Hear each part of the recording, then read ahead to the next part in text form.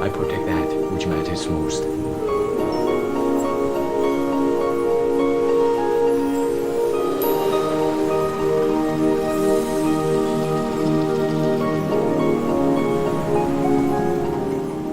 Good morning, good afternoon, good evening, wherever you may be in this world that we live in. I am Seraph GL, guardian of that which matters most, and today is December 23rd, 2019, 3 days after the winter solstice, meaning on the 20th was the shortest day of the year. It's getting better every day now. Being in Minnesota, we live for this kind of stuff because it gets so cold for so long, seems like forever. But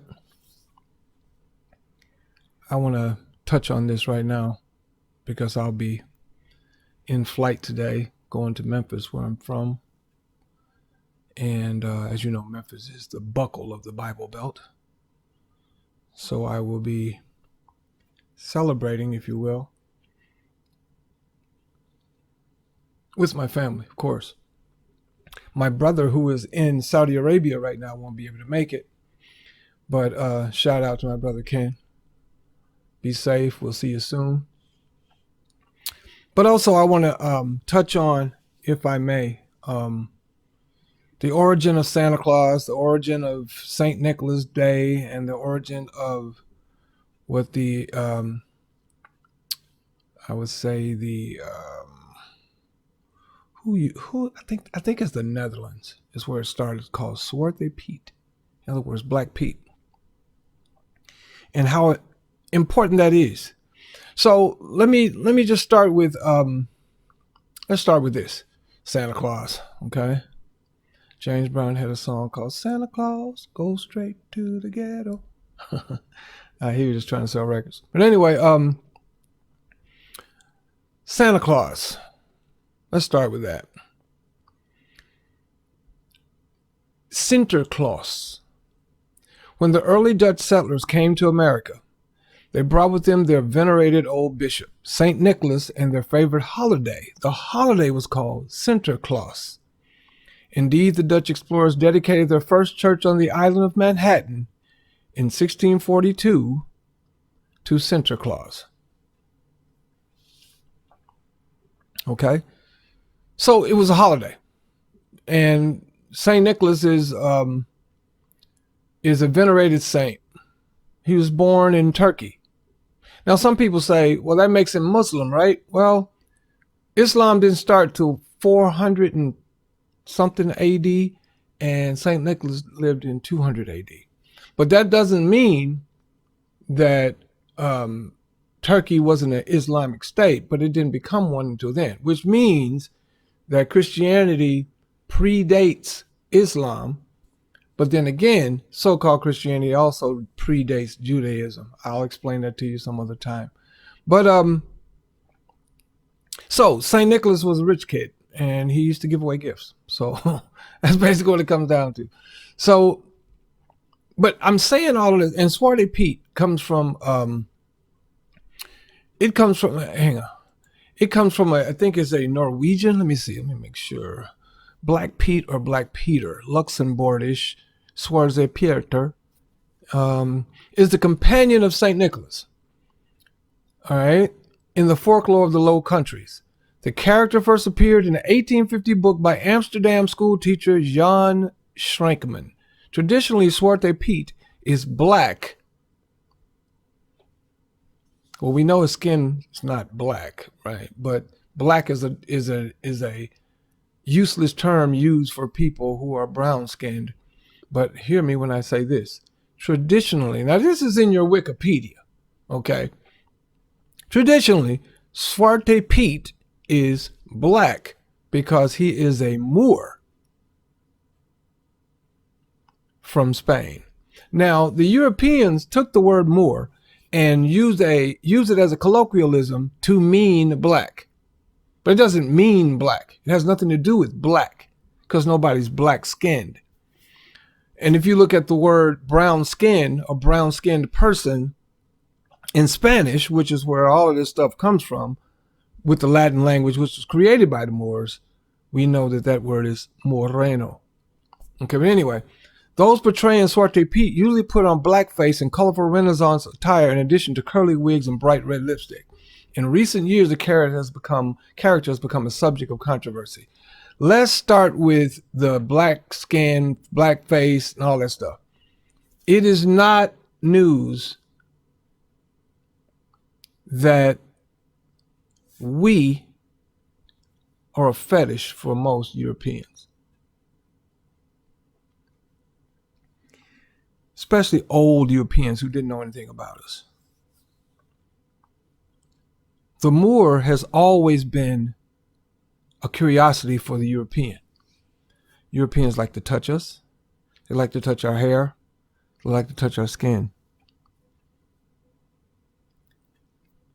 Those Europeans who are of low character and hugely prejudiced and bigoted, I like to call them crackers.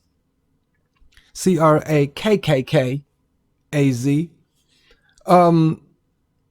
They like to put their hands on us, but it messes with their psyche, so they want to get physical, violent, right? That's why whenever they hung a Moor in the Deep South, they would cut their testicles off and okay, it's all that fetishy shit.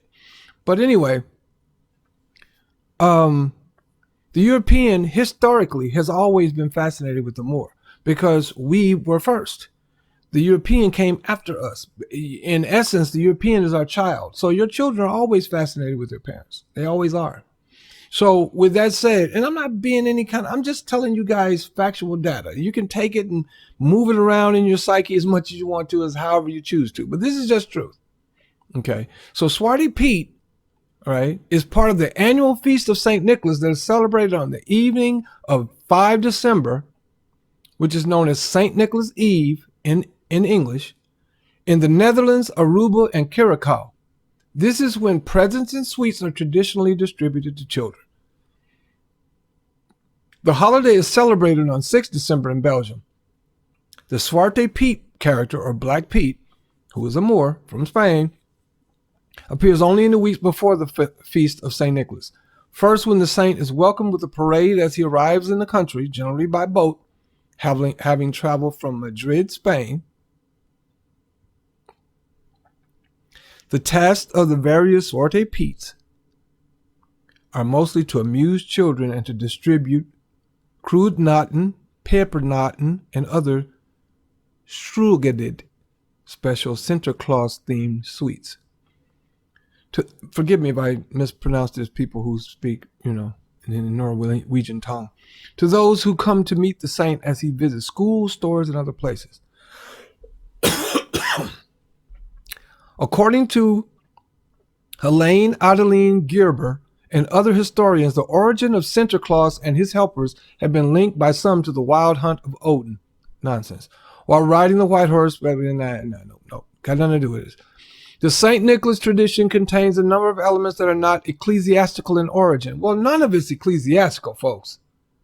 Christmas, Santa Claus, none of that stuff has anything to do with anything biblical or ecclesiastical.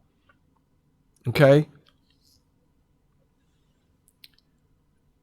In medieval iconography, St. Nicholas is sometimes presented as taming a chained demon. Right? So,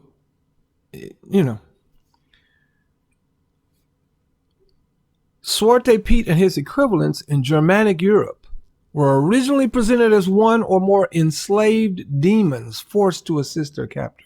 See, that's the European switching, moving and twitching and switching.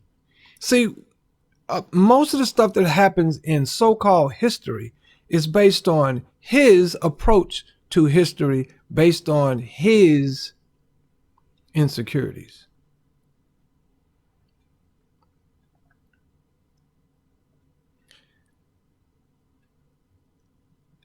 The introduction of Swarte Pete did coincide by and large with a change in the depiction of the Sinterklaas character. Prior to this change, he was often quite strict toward poorly behaved children and often presented as a sort of boogeyman. Well, yeah, because they want to make us boogeymen. But that's not how it went down, folks, regardless of how they moved it, how they changed it. Swarte Pete was in cohorts with St. Nicholas presenting this holiday, which is all circled around a lot of things. But again, all of this happened in early December.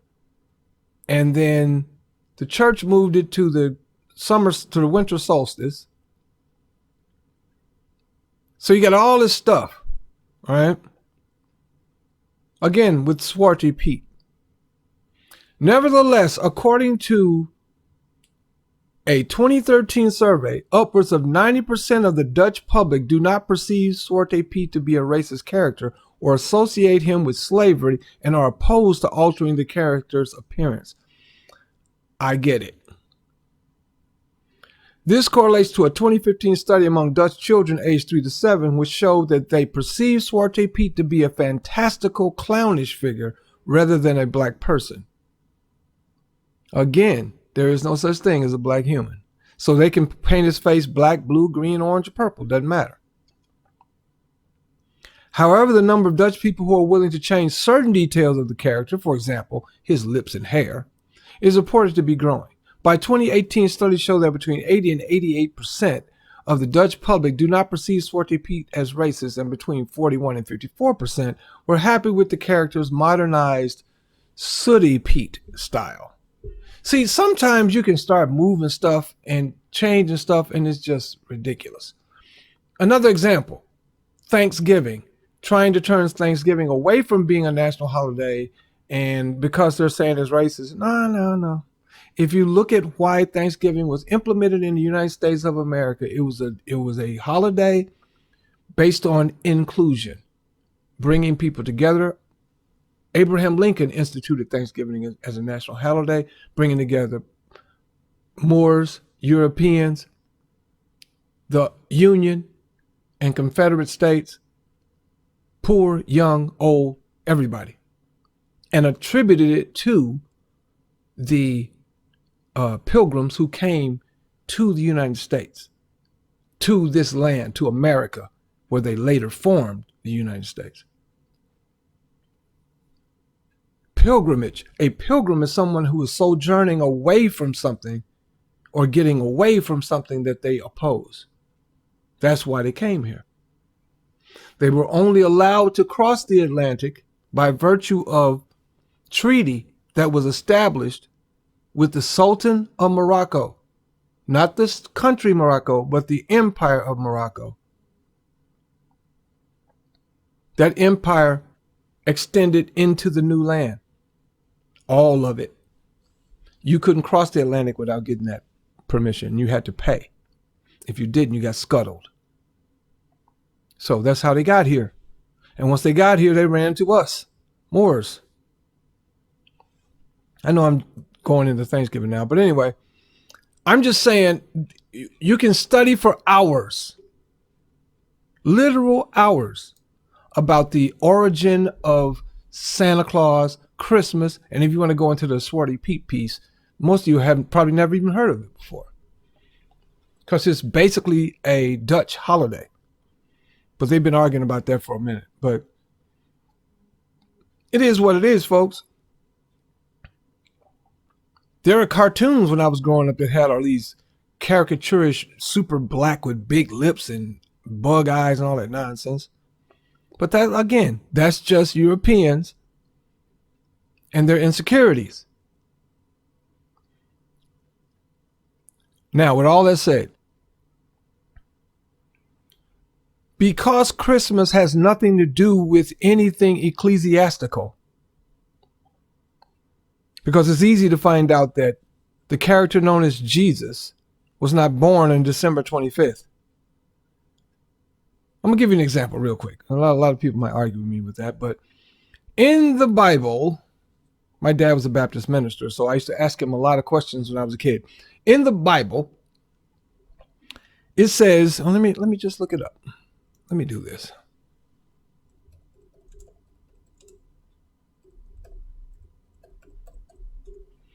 Okay, here we go.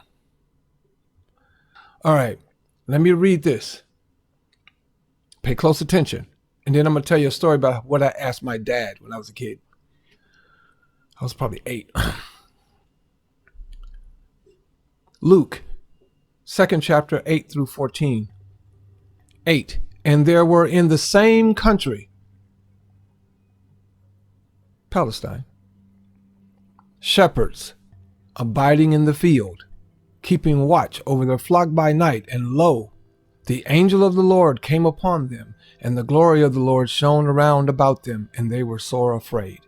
Can't you just hear Linus saying this in Charlie Brown Christmas? Okay. And they were sore afraid, and the angel said upon them. And the angel said upon them, Fear not, for behold, I bring you good tidings of great joy, which shall be to all people. For unto you is born this day in the city of David a Savior, which is Christ the Lord. And this shall be a sign unto you. You shall find the babe wrapped in swaddling clothes, lying in a manger. And suddenly there was with the angel a multitude of the heavenly host praising God and saying, Glory to God in the highest, and on earth goodwill towards men. That's huge. When you read that, I read that and I get goosebumps. And whether I believe that any of this happened for real, it's not relevant. It's just like I can read the book Bram Stoker's Dracula and have an emotional effect to it. You see what I mean? Words have meaning. They have energy.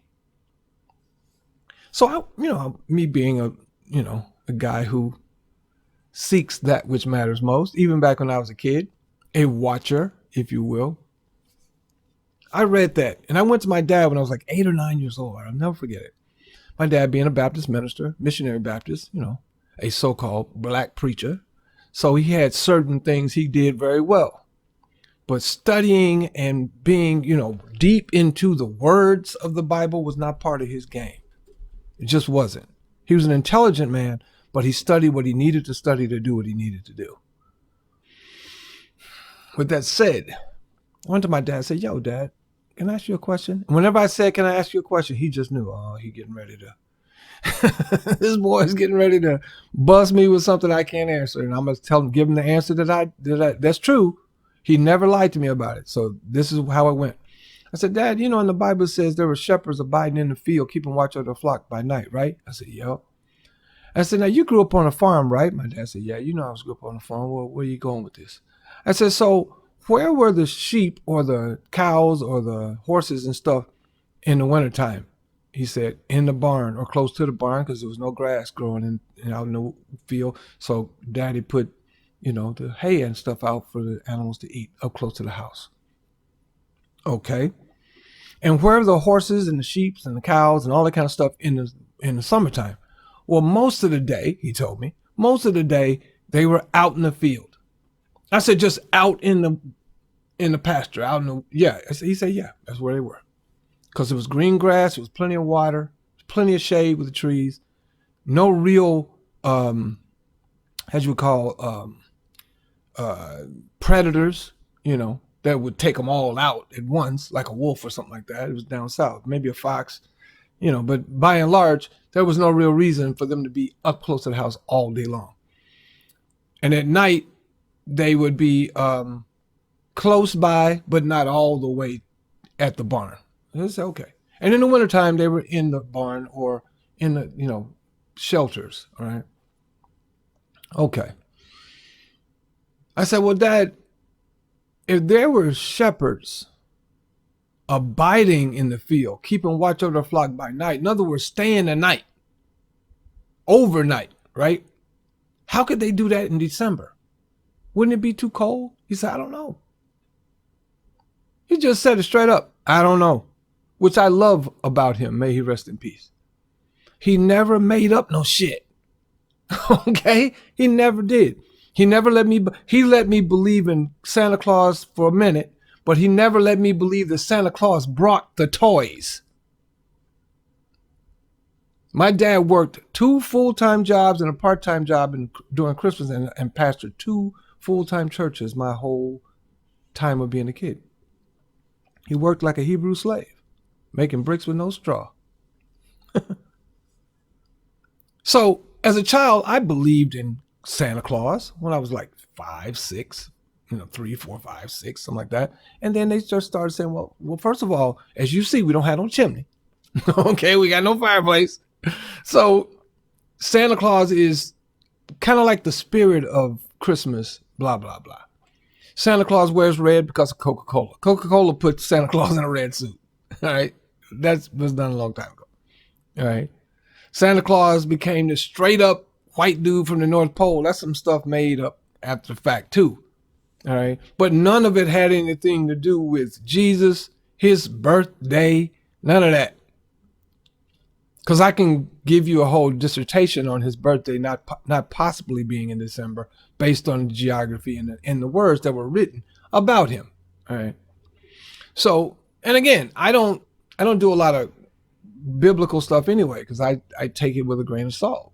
Men wrote all of it. Now, I don't know how they were inspired. I can't say to that. I know sometimes when I'm writing a song, I feel like I'm taking dictation.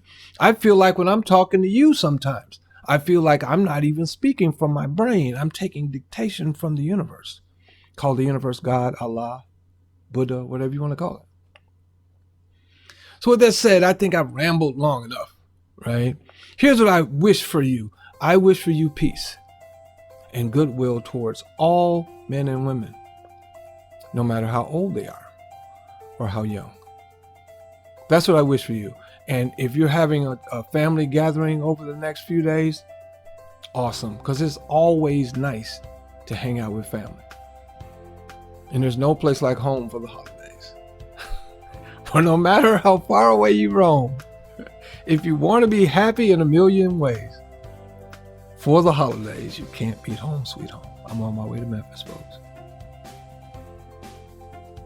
And again, I am Seraph GL, guardian of that which matters most, and nothing matters more than family. And as always imparting, peace.